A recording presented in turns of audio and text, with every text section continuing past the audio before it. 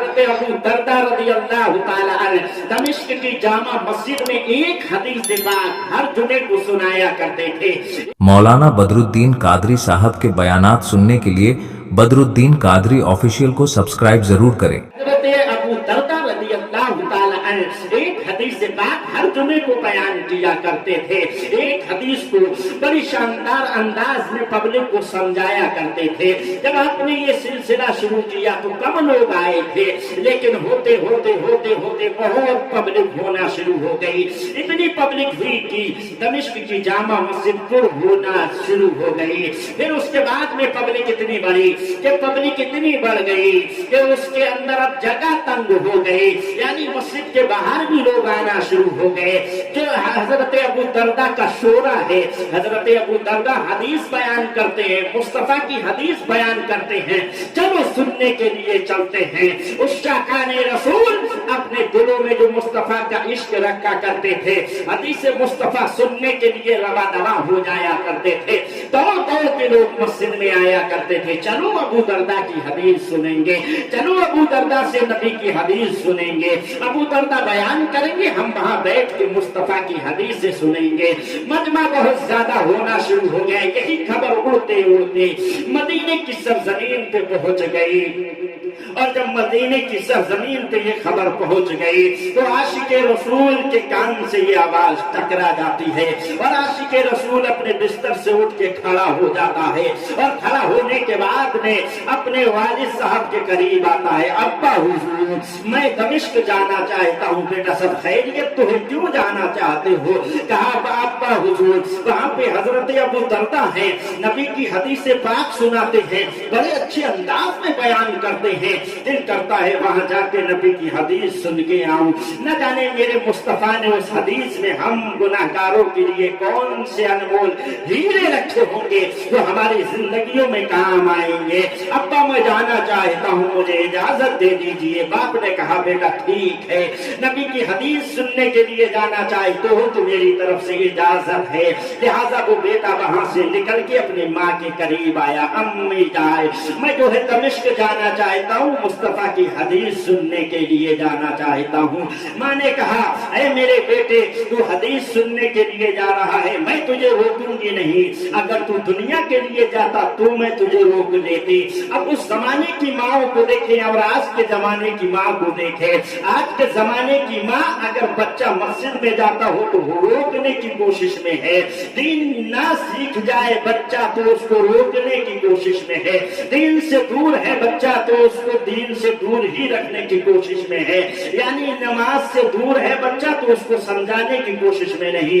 बच्चा दूर है तो उसको मस्जिद भेजने की जरूरत उसको नहीं पड़ रही है, और वही बच्चे को उसको जो है दीन सिखाने की जरूरत नहीं पड़ रही है, और उस बच्चे को कभी भी कोई दीन की बात बताना नहीं चाहती है। बच्चा आवारा फिर रहा है, माँ उसको रोकना नहीं चाहती। बच्चा झूठ बोल रहा है, माँ उसको रोकना नहीं चाहती। बच्चा गुनाह कर रहा है, माँ बाप उसको रोकना नहीं चाहते। लेकिन ये उस जमाने की माएँ हैं, जब माँ ऐसी हुआ करती थी तो बच्चे ऐसे हुआ करते थे। वो उठ के खड़े हो गए। माँ ने कहा ठीक है बेटा, जाना चाहते हो तो चले जाइए, मेरी तरफ से इजाजत है। वो जमाने की माएँ जब शानदार हुआ करती थी तो बच्चे भी अपने माँ बाप से इजाजत लेके अपने घर से निकला करते थे। लिहाजा वो अपनी बीवी के करीब नौजवान आया, बाप से इजाजत ली, माँ से इजाजत ली, फिर अपनी बीवी के करीब आया और बीवी से कहा मैं मदीने जाना चाहता हूँ। सुनाए हजरत अबू दरदा मुस्तफा की हदीस बयान करते हैं और बड़ी शानदार हदीस बयान करते हैं। मैं ये चाहता हूँ कि मैं भी वहां जाके हदीस सुन के आऊं। तो उनकी बीवी ने कहा हदीस सुनने के लिए जा रहे हो, दुनिया के किसी काम के लिए जाते तो मैं तुम्हें जाने न देती, लिहाजा तुम मुस्तफा की हदीस सुनने जा रहे हो तो मैं तुम्हें रोकूंगी नहीं। ठीक है चले जाइए, लेकिन एक वादा करके मुझसे जाइए। शौहर ने कहा मौलाना मेरी बीवी कौन सा वादा लेना चाहती हो, बोलो कौन सा वादा है। तब बीवी ने कहा था ए मेरे शौहर, वहां हदीस सुनने के लिए जा रहे हो चले जाइए, लेकिन जब वहां वहां से वापस आओ तो मुस्तफा की जो हदीस वहां सुन के आओगे, वादा करके जाओ कि हमें वापस आके तुमको हदीस हमें भी सुनाओगे। हम भी देखेंगे हमारे मुस्तफा ने उस हदीस में हम उम्मतियों के लिए क्या दर्स रखा है। मैं भी अपनी जिंदगी में उसको अपनी जिंदगी में उसको लागू करूंगी और मुस्तफा के फरमीन पे अपनी जिंदगी गुजारूंगी। ये पाक बीवी थी जो ये कह के अपने शौहर को घर से भेज रही है, ऐ मेरे शौहर ठीक है आप जाना चाहते हैं तो चले जाइए, लेकिन जो मुस्तफा की हदीस आप सुन के आएंगे तो वो आके हमें भी सुनाइएगा। ये वादा ले लिया, कहा ठीक है बेगम, हम जो है सुन के आएंगे तो आपको भी वो हदीस आके वापस सुना देंगे। लिहाजा नौजवान अपने बाप की हथेली को चूम के माँ की पेशानी का बोसा लेके बीबी से मुसाफा करके वो अपने घर से निकल गया है। रास्ते पे आके खड़ा हो गया, सवारी के इंतजार में है। लेकिन मैं यहाँ पे दूसरी बात कहा करता हूँ, वो ये है कि उस जमाने में कोई ऐसी सवारी न थी कि आदमी नौजवान सवारी पे सवार हो जाता और घंटों में जो है दमिश्क पहुंच जाता। तेज रफ्तार घोड़े थे, गधे थे, खच्चर थे, उन पे सवार हुआ करते थे लोग। उस जमाने में ट्रेन न थी, प्लेन न थी, कोई हमारी मोटरसाइकिल न थी जिसपे वो नौजवान सवार होता और सवार होके दमिश्क पहुंच जाता। घंटों का सफर मिनटों में करके प्लेन के जरिए मदीने से दमिश्क पहुंच जाता। नाना मेरे दोस्त, ऐ मेरे दोस्त, ऐसी कोई सवारी न थी तो वो जल्दी से पहुंच जाता।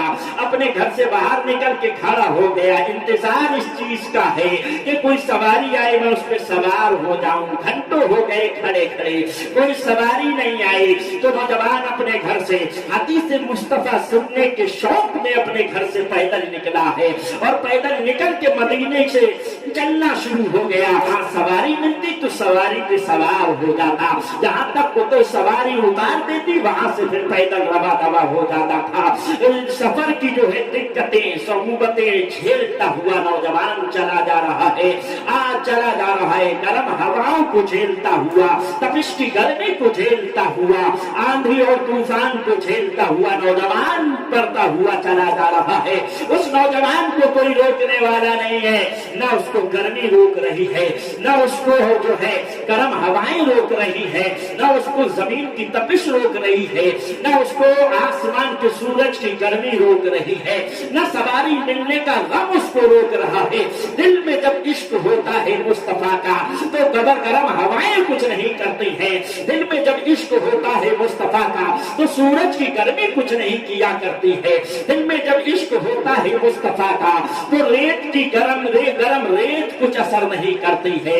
जब दिल में इश्क होता है मुस्तफा का तो गर्म हवाएं कुछ नहीं किया करती है।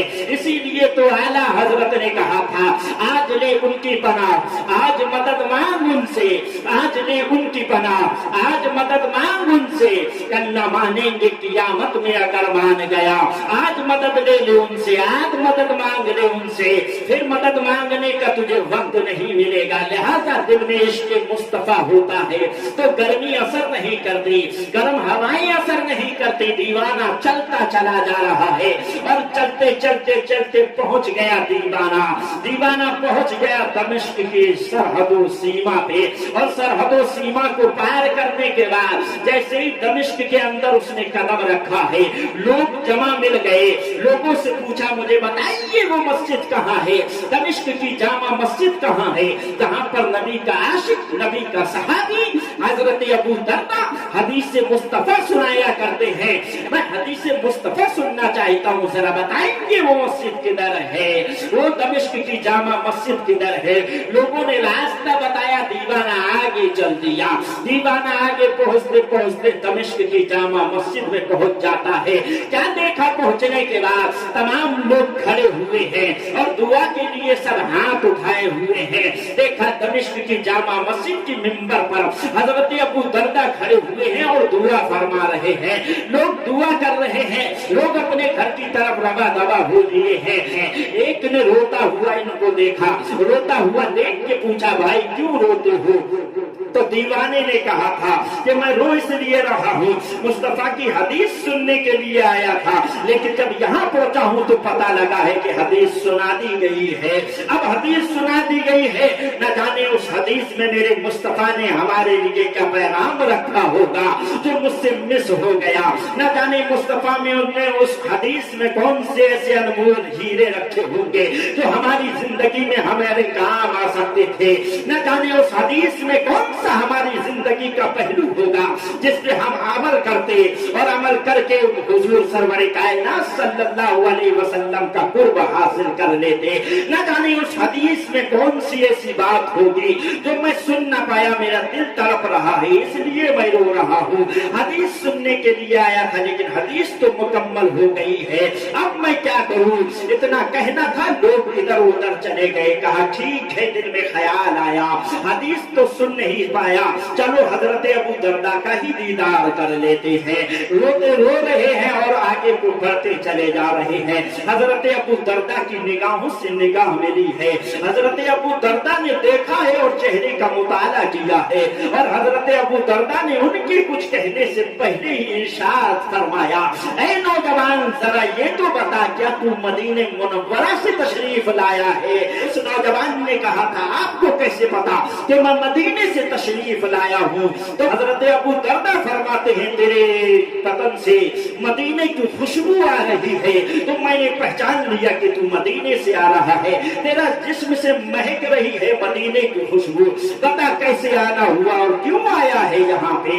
تو اس نوجوان نے کہا تھا حضرت میں نے سنا تھا کہ آپ حدیث بیان کرتے ہیں اور بڑے اچھے انداز میں بیان کرتے ہیں، میں نے سنا تھا کہ آپ حدیث بیان کرتے ہیں، تو میں نے سنا لاؤ میں جا کے مصطفیٰ کی حدیث سن کے آؤں، تو میں مدینے سے چل کے آپ سے جو ہے مصطفیٰ کی حدیث سننے آیا تھا، مگر حضور جب میں یہاں پہنچا تھا تو حدیث آپ مکمل کر چکے تھے، دعا ہو رہی تھی، میں حدیث سن نہ پایا اس لیے رو رہا ہوں۔ آنکھیں جو ہے نوجوان کی آنسوؤں سے تر ہے، اور اپنا عریضہ دمشق کے جامع مسجد کے امام حضرت ابو درداء عاشق رسول کی بارگاہ میں رکھ رہے ہیں، اے حضور، اے حضرت ابو درداء میں تو حدیث سننے آیا تھا لیکن حدیث مکمل ہو گئی، اب میں کیا کروں؟ اس لیے رو رہا ہوں، نہ جانے حدیث مصطفیٰ نے میرے نبی نے ہمارے لیے کون سا پیغام دیا ہوگا۔ حضرت ابو درداء نے اس کو اپنے سینے سے لگایا اور کچھ دیر اپنے سینے سے چمٹائے رکھا، اور اپنے سینے سے ہٹانے کے بعد اس کے چہرے سے آنسوؤں کی لڑی کو پوچھا، اور پوچھنے کے بعد نے فرمایا تھا، اے دیوانے نہ رو، اے مستانے نہ رو، اے دیوانے مت رو، اللہ رب العزت تجھے بھی وہی ثواب عطا فرمائے گا جو حدیث سننے والوں کو اللہ نے عطا فرمایا تھا۔ تیری نیت تھی حدیث سننے کی، اگرچہ تو سن نہ پایا لیکن اللہ تعالیٰ تجھے اسی کا ثواب عطا فرمائے گا۔